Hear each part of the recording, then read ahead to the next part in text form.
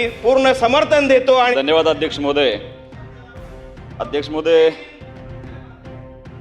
शुक्रवारी दिनांक 6 मार्च 2026 रोजी बाबासाहेब थोडक्यात मुद्दे मांडा। हो साहेब, राज्याचे वित्तमंत्री व मुख्यमंत्री आदरणीय देवेंद्र फडणवीस साहेब यांनी अर्थसंकल्प मांडला। त्या अर्थसंकल्पाला पाठिंबा देण्यासाठी मी या ठिकाणी उपस्थित आहे।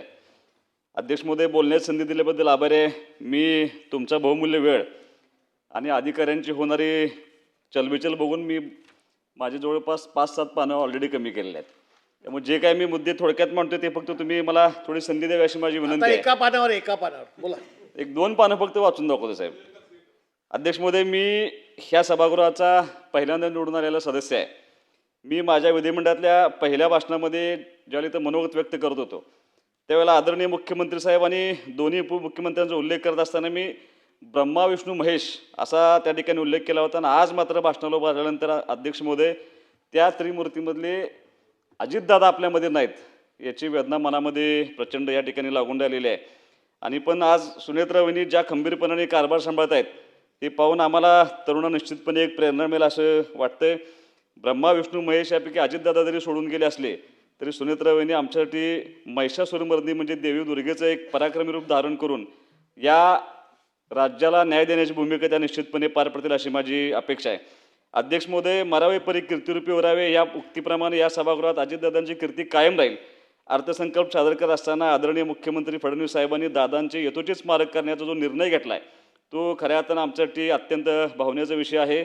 माणूस गेल्यानंतर सुद्धा देखील मैत्री कशी जपावी याचं एक उत्कृष्ट उदाहरण या निमित्तानं का होईना पण आदरणीय मुख्यमंत्र्यांनी आपल्यासमोर ठेवलं आहे। अध्यक्ष महोदय, बजेटमध्ये अनेक तरतुदी आहेत पण मी अगदी थोडक्यामध्ये माझ्या काही अपेक्षा ठिकाणी व्यक्त करणार आहे।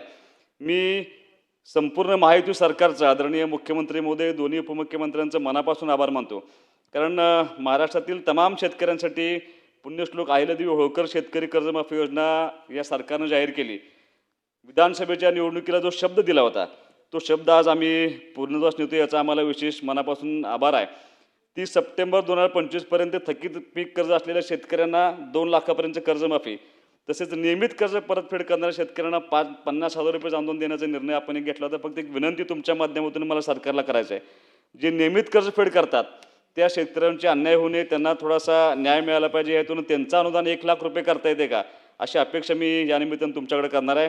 त्याचबरोबर सगळ्यात महत्त्वाचा निर्णय म्हणजे शेतकरी कायमस्वरूपी कर्जमुक्त व्हावा या हेतूने एक समिती स्थापन करण्याचा निर्णय माननीय मुख्यमंत्री महोदयांनी घेतला आणि त्यांच्या शिफारशीनुसार इथून पुढे काम करण्याची जबाबदारी त्यांनी स्वीकारलेली आहे।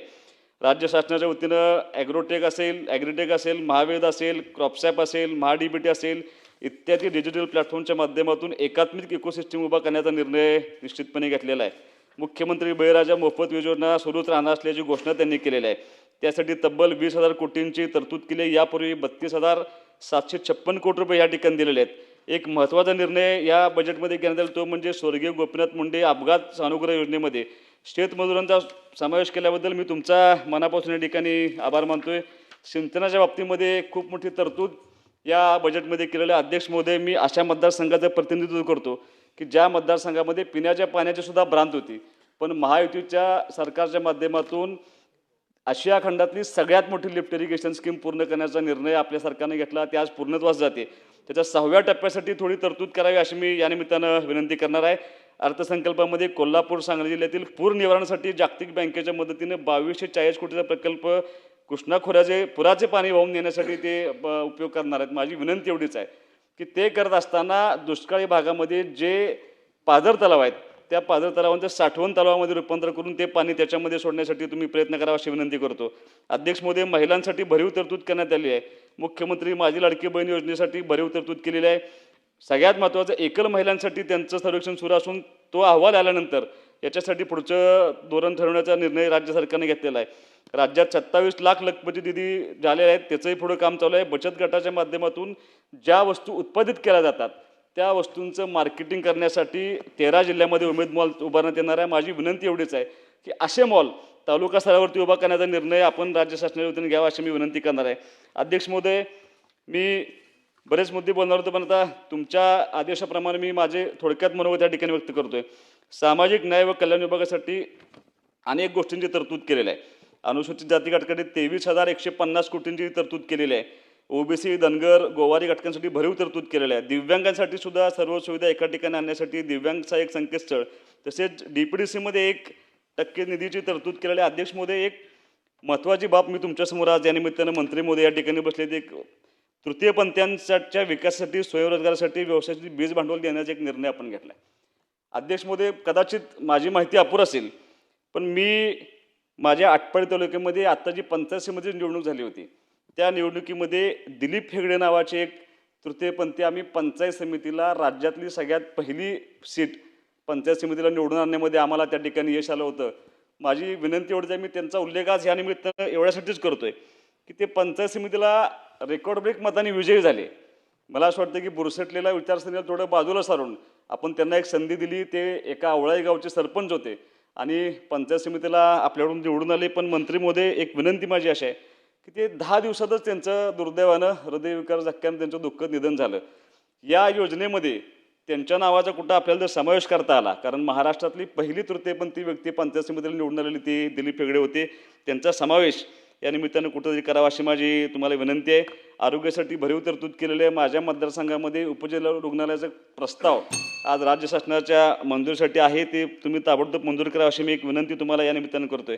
अध्यक्ष महोदय, 1000पेक्षा जास्त लोकसंख्या असलेल्या गावांच्या सगळे गावं हे सिमेंट कॉन्क्रीट रोडने जोडण्याचा या ठिकाणी निर्णय घेतला आहे. तसेच 500पेक्षा जास्त लोकसंख्या असलेली गावांसह जोडण्याचा निर्णय घेतला आहे. पण त्यात काय अटी आहेत?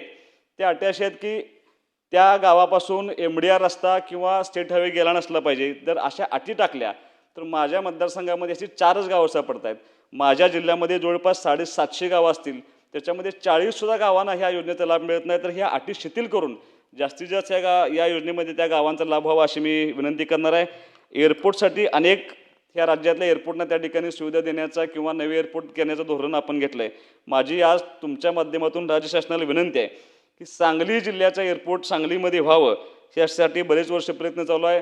त्यासाठी MIDCनं जागा हस्तांतर करण्याचा प्रयत्न चालू केला आहे. फक्त माझी विनंती आहे की आपल्या माध्यमातून मुख्यमंत्री महोदयांनी याच्यावरती ताबडतोब लक्ष घालून सांगलीमध्ये ताबडतोब एअरपोर्ट व्हावं यासाठी मी तुमच्या माध्यमातून विनंती करतो. अध्यक्ष महोदय, तुम्ही बोलण्याची संधी दिली त्याबद्दल तुमचं मनापासून या ठिकाणी आभार मानतो.